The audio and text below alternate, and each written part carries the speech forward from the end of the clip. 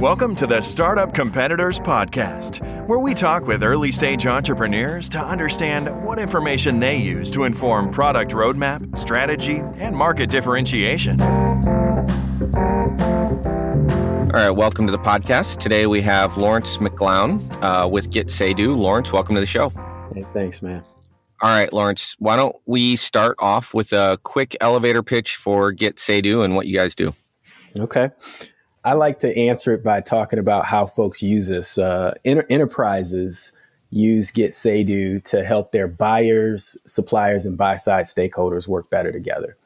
And, you know, I'm big on business purpose. So work better together, that's our business purpose. And it's a really big business purpose. And it may seem a little light when you hear it at first, but there are a couple of facts that I use to help people understand how big this notion of working better together is. Okay. Fact number one is while 80% of suppliers believe they deliver a superior customer experience, only 8% of customers agree. And that's a real huge gap. Okay. The second fact is that less than 5% of customers receive their supplier's best. And by best, I'm talking about things like talent, resources, innovations, the things that really help companies at an enterprise level drive growth. Okay. And then the third fact is that poor supplier performance can erode up to 4% of a customer's profit. And I grew up in the Fortune 1000 world. And so when you understand that these big enterprises rarely achieve double-digit growth, 4 points is huge. Okay. And so, you know, when you look at that B2B landscape from our point of view, being able to sell a software solution that helps an organization and its suppliers work better together is really big. And there's a huge ROI attached to it. Perfect. And then make that just go one level deeper, if you could, make the user experience tangible for me. So if I'm either a supplier or a manager within the enterprise, what do I actually do in the software? Okay, so there are a couple things. Okay, there's some core things, and then there's some things that are a little bit deeper. So at the core, you have feedback, you have transparency, and you have collaboration. Okay, and then within each of those areas, there are more detailed capabilities that are specific to a procurement function. Okay. So imagine that you're a buyer within an enterprise. You're in charge of 50 suppliers and you're one of 20 buyers, right? Those are some large numbers. And then for each supplier, you're representing anywhere from a few hundred to a few thousand stakeholders.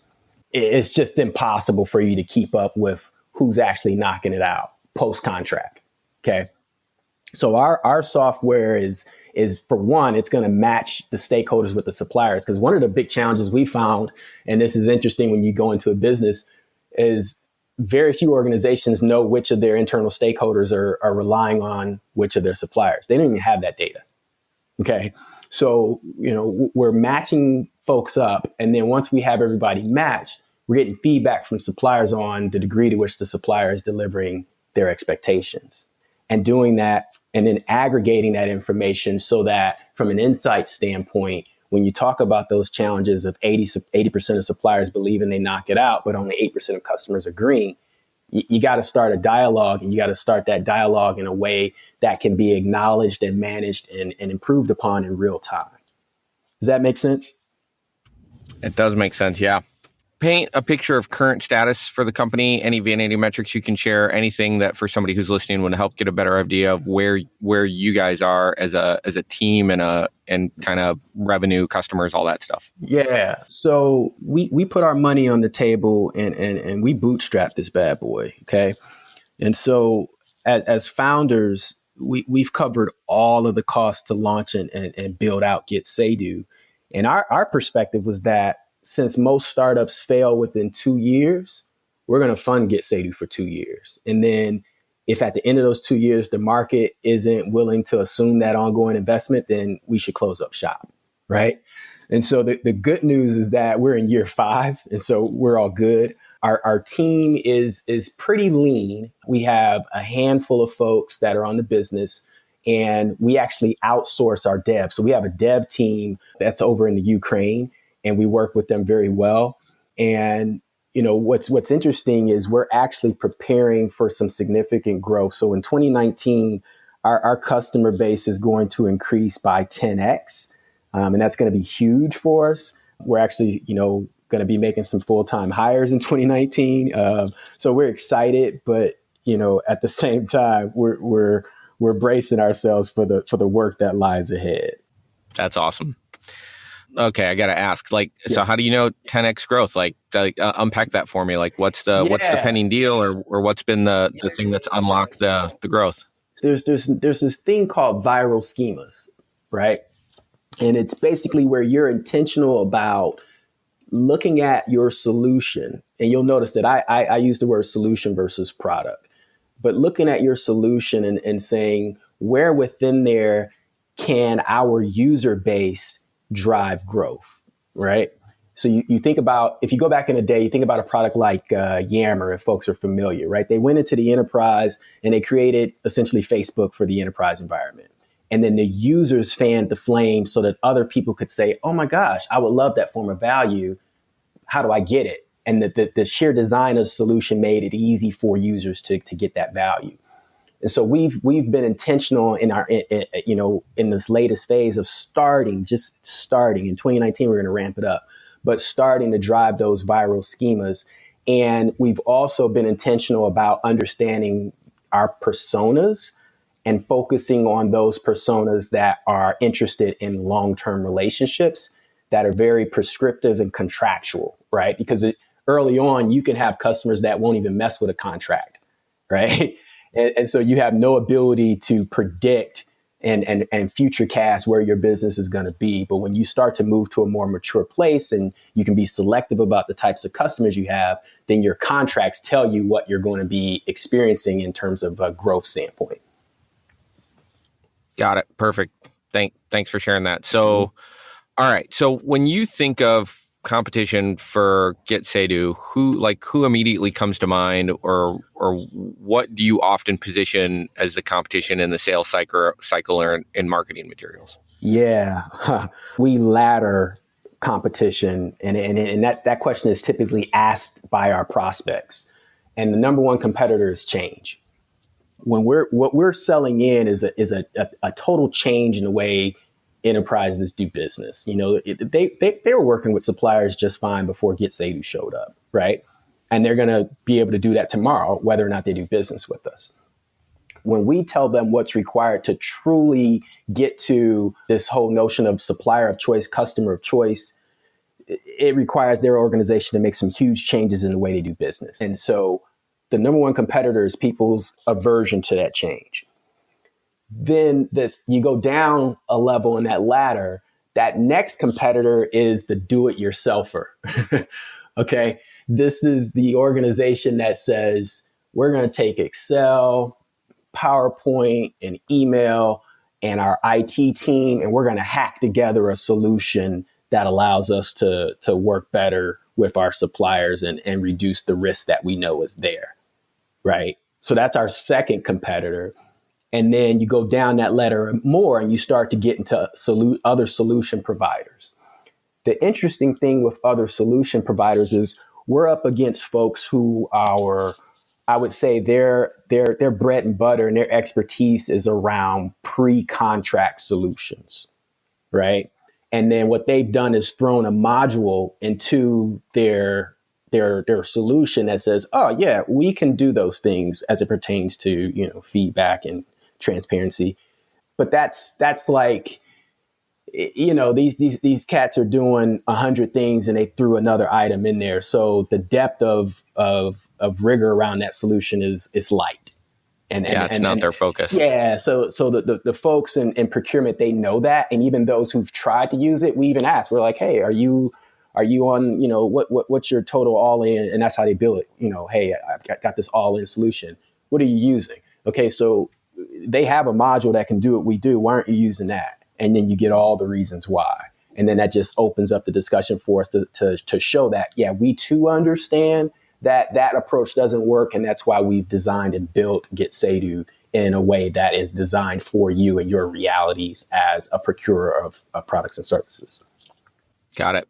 So how did you get there. I'd love the story. And I know you said it earlier, around current status, you mentioned bootstrapping and what you and Michael did is part of that process. Like, unpack that for me a little bit in terms of like a little bit of the story around how you discovered like this, like it's enterprise customers and not SMBs or startup customers, and like it's this feature and not that feature, and maybe a little bit about like, did the fact that you were bootstrapping help you think in that product market fit journey, or has it hurt you? Do you think you could have gone faster if you'd had more capital? Like, I'd love for you to just maybe riff for a little bit on kind of how you got here, and as you were learning more about your ideal customer, how you guys learned about what are the features that would really drive adoption for them. Yeah. Okay. That's a big question. So I'm going to need to talk for a little bit if that's okay. Yeah, man. Okay. Go for it. All right. So let's talk about bootstrapping first. We went the bootstrapping route because it was the only viable, or I would say it was the most viable option for us. And what I mean by that is when I first looked at doing this and I looked at how other folks did it, bootstrapping was talked about in the press like some type of dinosaur strategy that only a few companies used to win, right? But in time, what I discovered was it's the most accessible and an actionable approach for most early stage companies. But if you follow the tech press, you would think that funding is the only way to go, and even so much so that when you read it, it's almost like funding is that validation of the promise of a startup when, that couldn't be further from the truth. And I don't want to even go down that rabbit hole. But most know how that game of funding works, right? So the challenge with that is we've created this fallacy of startups and what's required and how they have to do it with funding. And so the reason I want to make it clear around why we went to bootstrapping is because we investigated that world, and in our investigation we're number guys, so data drives a lot of our decisions. And what we found was that there are a lot of startups, like hundreds of thousands of startups that are created on an annual basis, but less than 3% of those startups get funding, and more importantly, of those, that 3%, and you're talking about a very small number of those startups that are funded, less than 2% of those funds go to female founders. Okay. Less than 1% of those funds go to African-American founders. And you look at that and you say, well, if I'm one of those two groups, that's a big challenge, right? But then the thing that hit us the most was less than 1% of companies that are funded last long enough to go public. And that's what the VCs want. So there's some real barriers to going down that path. And we decided, I don't know if that's for us. But we investigated it and we didn't get much bites. We didn't get many bites from the VC world. It wasn't much interest. But it was interesting. A few years ago, we had an intern who subsequently went to Y Combinator and has since been funded, right? And what can I be an intern for you? That sounds like I know, right? So it's pretty awesome. But I mentioned that piece because many VC firms are biased towards a very specific founder profile. Okay. Right. That profile for sure is young, white male, of which our intern was. And then in some cases, a dropout from an Ivy League school. They call it the Zuckerberg effect, right? These VC cats, they're essentially saying, hey, Mark Zuckerberg was able to drop out of school, not unlike Bill Gates, and he created this unicorn. We got to find the next Zuckerberg, right? And so being that at the time I was 40 years old and rocking way more melanin than my man Zuck, I said, you know what? I'm not invited to that party. And me trying to force my way in is a poor use of my time. My co-founder agreed. And from there, we agreed bootstrapping is the right way for us. Okay. And I would say that for anyone that's thinking about starting a business, bootstrapping is right for a team of founders who are less interested in building a unicorn and more focused on building a sustainable business. right? The press calls a sustainable business a lifestyle business. You couldn't be more patronizing, right? But I always tell people, pull out your phone and count how many contacts you have who own outright a 7 or 8 figure business. And that puts in context, lifestyle business versus sustainable business. Okay. Right. So from Right. there, that led us to say bootstrapping is the right approach for us. Okay. Now, you also asked about how did we figure out the feature set and what we have been penalized if we did get invited to that funding party. And the answer is yes on the latter question. I think that the funding would have taken us down an approach because of the pressures of timing that you have to prove out. And we would have tried to court and solve for a customer who wasn't it, right? When we started to really understand the importance of user personas, it wasn't until then that we realized that the persona whom we initially designed getSayDo for, they were moderately interested, right? So when we designed getSayDo, we were focused on the suppliers. We didn't know all the data that I shared with you up front, but we knew from our experience prior to getSayDo, where we advise Fortune 1000 companies, and particularly in the B2B space, we could see the gap on their understanding of how do you help customers win and how do you get your reputation to a level where you're just killing it. We knew there was a gap. And so we went to the supplier community because that was our network and said, hey, look what we've done. And folks were like, oh, okay, yeah. And for a couple of years, we courted those folks, but our traction was just not hitting, man. Okay.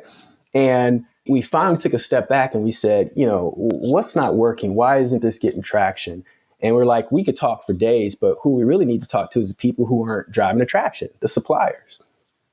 And so we talked to them and we got the same narrative back. Folks were like, hey, this getSayDo thing, it's pretty cool, but I got to be honest with you. Once we got the contract, we're off to chasing new deals. You've got to solve that is like a post-contract solution. And we're really not that focused on that. I mean, we get these multi-year deals. We're good. Right. So when we heard that, we were like, whoa. And so this was interesting. I went to Michigan State for undergrad and I was an engineering major. And until around that time where we started to realize we had the wrong customer, I had no idea that Michigan State was the Harvard of supply chain. So, I reached out to my alma mater, told them what we were up to, and they were like, you need to get up here and you need to spend some time because there's a lot that you could learn. We invested in that relationship with Michigan State. And then we invested once they hipped us to the game of understanding the gaps between suppliers and the purchasing department and the triangle. And the triangle is, purchasing, buy-side stakeholders and suppliers. And we interviewed over 100 procurement teams to really understand the gaps. But at the end of the day, we realized we were courting the wrong customer. Suppliers weren't our customers. Procurement was our customer. And did you do those interviews yourself, or did you leverage students within the university? Like just real quick, talk briefly about what that looked like. No, we did it ourselves. Michael was a beast. He combed LinkedIn and he found people who fit our profile. And we just reached out to folks blind and said, this is what we're doing. This is what we've learned. And, by this time, Michigan State had to educate us and helped us understand that we were really onto something, but we just needed to more fully understand it from the actual, horse's mouth, which would be these actual procurement teams. And folks were willing to engage with us. And then we also went back to our supplier network and said, hey, can you connect us with your respective procurement department so that we can learn a little bit more? Yeah. Got it. Yeah. And then from there, it was like I wouldn't say we made a major pivot because the gap was still the gap and we had solved for the gap, but the optics had to be adjusted for procurement and we had to grow up in our maturity, hence our investment in our relationship with MSU to understand, hey, what are these folks trying to achieve when they're procuring and how do we fit into that mix? What are they trying to achieve? They're trying to achieve the healthiest triangle possible. And that triangle is, that most organizations' procurement teams, they aren't super large, but they could you could have, I could tell you one of our customers, they had over 40,000 employees and their procurement department was just over 100 people. And they worked with more than 5,000 suppliers. And of those 5,000, 800 were strategic. So you've got roughly 80 people, right? Because not everyone's managing, other people have other roles, but you've got roughly 80 people who are procuring, supplier goods and services for over, 40,000 people. Right, because a supplier in that world could be Ernst & Young to come in and do your audit, and it could be somebody selling toilet paper for the restrooms, right? Or is this all? Yeah, but just stay with E&Y. In addition, they've got audit, they've got tax, they've got advisory services, they've got strategy services. And each of those buckets is a big bucket that is dependent on hundreds of stakeholders on the customer side. Right. But to your point, in addition to, management consultants, you have facilities, you have, software services, you have MRO. I mean, you could just go on and on. There are a lot of categories that these folks are managing. And like I said, most of the solutions are focused on pre-contract type solves. But once that contract is in place, post-contract, how do you intentionally drive the best supplier performance you can across your enterprise? Dude, that's awesome. This episode is brought to you by Full Stack PEO. Most founders start companies because they figured out a better way to solve a problem or serve a need, not because they love tracking payroll, filling out compliance forms, and explaining employee benefits packages. And yet, all that stuff still has to be done. That's why there's Full Stack PEO. Full Stack PEO specializes in turnkey HR for emerging companies, not just those core services, but advice and expertise that help founders maximize employee potential. Curious? Find out more at fullstackpeo.com. So talk a little bit, if you can and if you're willing to and you're allowed to say pass, where do you think it goes next? So next year you have the 10x growth and you start to see some of those network effects play out on the user base. And obviously I'm sure you'll also aggressively go after some inorganic growth by picking up the phone and calling places. But so you'll start to grow the existing customer base. When you forecast out either market trends or new technology that's entering the enterprise, what do you think changes, 5 years from now? When you're trying to think about what are the problems you guys are going to be trying to solve 5 years from now, are those significantly different than the problems you're trying to solve today? Or is it just we're doing more of the same, just at a larger scale with more robust features and just a lot more customer development around our core problem? Yeah, I think it's more of the latter, with a sprinkle of some really robust innovation, but you got to sprinkle it. And the reason is procurement as a whole is on a journey to grow up, right? It's not unlike banking was. They're going through that same process as the banking industry did, right? Where they had this model and it was based on, from a consumer standpoint, it was based on a brick and mortar approach. And there was so much that they had to do to catch up to people getting away from that, right? The procurement function in days of past was focused on beating suppliers up in the stance of getting the lowest price possible with no focus or care for the quality of the product that they're going to receive with that deal that they put in place. And they're going beyond that now and realizing, as we talk about, poor performance eroding 4% of company profit, that simply achieving cost savings by, putting suppliers in a chokehold around their price, it comes back to haunt you, right? So they're now moving to a more intentional balance of what value means and how you attain it and what you pay for it, and then how you shepherd that value throughout the life cycle of the relationship. And that's a whole new set of skills. So we can't go too fast with all that we could do. Yeah, there's a lot we can do, but what we've learned in our 5 years is that you have your roadmap, but you need to understand what elements of your roadmap your customer base is really ready for in terms of let's put this into, let's really like ingrain this into the fabric and the DNA of how we do business on a daily basis. Let's dive into that a little bit more. So how do you capture that understanding? Like, do you guys have a team that's on site with the customers as they're implementing this? Are you behind the scenes watching the analytics and trying to tell yourself a customer story based on how you see them interact with the software? Like, when you and Mike step back and look at, maybe your largest customers or your most successful customers and try to figure out what they're doing well and then leverage that to inform the product, what are you guys actually doing? Yeah, a couple of things. So the first thing we're doing is, given that feedback is one of the core components of the solution, we get a fair amount of feedback from our user base, and that helps us a lot. So we'll spend time with, and we get suggestions from folks, and so we'll spend time on the phone. And then if our travels from a sales standpoint are in a market where one of the users are, we'll just, hey man, I'm going to be in town. Let's connect and dig in a little bit more.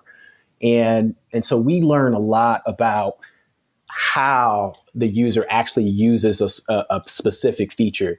Users don't operate in an ideal world, and they never utilize your solve the way you intended it to be, right? So we do a lot of that. We also are getting more into analytics, but not just page clicks and all of that jazz, but more robust analytics where you can really observe the ways in which users engage with your software solution. So when we take those analytics and we marry them with the feedback and the discussions we have, it helps us understand where people are and what they want from us and how they're using, right? So one of the things we always do is we talk our customers down from integrations out the gate. When we first sign a customer up, they want to plug us into all these different things because they're thinking about they've got data in disparate places. So naturally, you want to combine this all together. But we talk them down and say, we'll get there. The first thing we need to do is understand where we are right now. And the insights provided by getSayDo are going to ground everyone involved in that triangle. And then we're going to calibrate you on what's required to get to a better place. Once we understand what that data is telling us, then we can talk about, okay, what of this information makes sense being connected with other data points that you have within your toolkit? And in what way do we go about making that integration? So it's a crawl, walk, jog, and that's one of the strategies we use. We use a lot of analogies. We use golfing as an analogy. We use, crawl, walk, jog as an analogy to really, really make sure that we don't get too far ahead of ourselves and that we're focused on the right things that are going to be meaningful to the actual users. A quick empathy story. We have a commercial real estate startup in our portfolio where a while ago, not so much anymore, I do nothing now, but a while ago I was pretty involved in their sales cycle. And one of the things that we saw again and again is we would go in to a commercial real estate company, we would show our product and we would show the sophistication of the type of data that we could capture, right? So if you imagine for a typical real estate deal that these guys were running today, they might capture or track, maybe is a better word, they might track, 20 to 30 key data points as part of a deal. And of course, as part of the demo, because we're trying to show off depth and breadth and bells and whistles and all the sexiness that you could possibly get out of real estate software. Because come on, who's not diving into that? They would see the 120 data points that we might capture on a deal. And of course, they're instantly like, well, I want that, right? Which of course is the point. That's why we did it as part of the demo. But then immediately, as soon as they become a buyer and they're like, yeah, let's start talking about what does implementation look like? And how do you get this integrated into my accounting system? And how do you get this integrated into my property management system? And how do you get we immediately had to do what you were just saying, which is whoa. like slow down. Yep. You are trying to, you're seriously telling me you're going to go to your staff that today is struggling to keep track of. Now they're struggling partly because they're doing it in an Excel, right? But like they're struggling to keep track of 30 pieces of data, and you're just going to drop on them a whole new process, a whole new piece of software, and 100 more fields of data that they know nothing, like that they've not been tracking for the last 5 years of their job. Yeah. And they're like, and like every client is like, well, when you say it that way, it seems like a bad idea. It's like, how about we just get a system in place that, roughly equates to what your team is doing today. Let them get better and faster, because we're enabling them with process automation and better tooling. And then once they're to your point walking, then you can start to layer in more and more complexity, get better and better data, and really drive new value. But you can't just like come out of the gate and be like, yeah, it's got like we need all these things in there, because I see it as the person who's making this purchase. It's like it's not enough that you see it. Everybody on the team has to be walking with you at the speed that you're moving. Exactly. It's interesting you say that. In our first couple of years, we knew nothing about sales. I'm a brand marketer and strategist by trade. My co-founder, Michael, is a designer and strategist by trade. And we were so proud of our company and our product that we would demo it and show, look how cool this is, and da-da-da-da. And people are like, yeah, that looks cool. But again, the ability to close was not there. And I went through some sales training, and I remember the guy getting up and he said, I sold software for 7 years, and I was always, a top performer. But the one thing during those 7 years I never did was demo the product, and it was like my mind went boom. Like, what is this guy talking about? That's not possible. And he could see my face and the way I was struggling to acknowledge and agree with him on that being even possible. So he just walks up to me out of the group, and it was an intimate group, and he says, "You don't agree?" I said, "No, I don't." And he's like, "Let me guess, you have a software solution you're selling?" I said, "Yes, I am." And he's like, "You demo it?" I was like, "Yep." And you take them through, walk them through how each user does and blah, blah, blah. I said, yep. He said, "And when you walk out of there, are you feeling good?" I said, "Yeah." He says, "Let me ask you something. When you walk out of there, do you know what they're trying to solve and what aspects of all the stuff you demoed can solve those aspects?" "No." He says, "Okay. Yeah." He says, "Let me tell you something. If you would put that product away and just get them talking and listen, you'll start to understand when it makes sense to share your bells and whistles. But you're going to discover at the end of the day, they don't care about those bells and whistles. What they care about is, we've got a major issue and we don't know how to solve it. These guys over here have shown us that they have the depth of understanding around why that issue exists. And they have like real use cases that could say, here's how customer A, who's not too different from you, used our solution to get beyond that same barrier." At that point, you start to have an understanding about, are they just trying to, and this is where you get into user personas, right? And there are three kinds. There are user personas that they've got a reason why they want to work with you, but it ain't long term. Then there's another user persona. They've got a season of things they want to take care of over a season, but again, it's not long term. But and neither of those are good customers, but they're customers that help you grow up more so than anything, right? Right. The real customers are the ones who they know they have a problem. They've had intentional discussions about how to solve it. And your solution is the one gap that they haven't been able to figure out because that's not their business.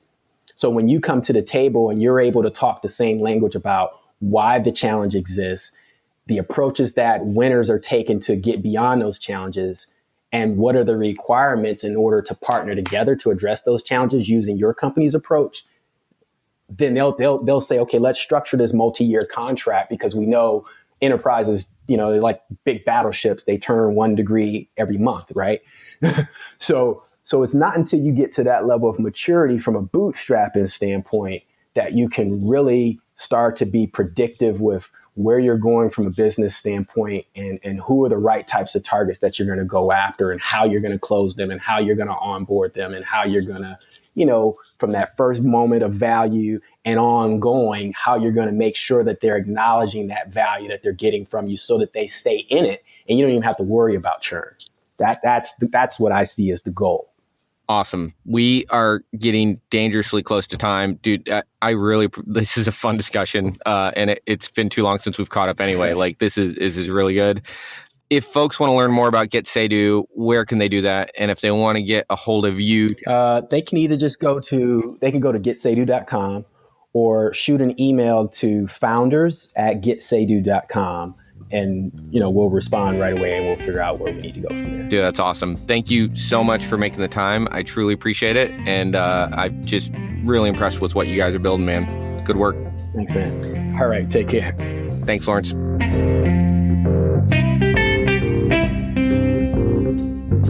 If you're thinking of launching a SaaS product, Startup Competitors can provide data on your closest competitors, survey potential users, or provide other product validation services. Learn more at startupcompetitors.com.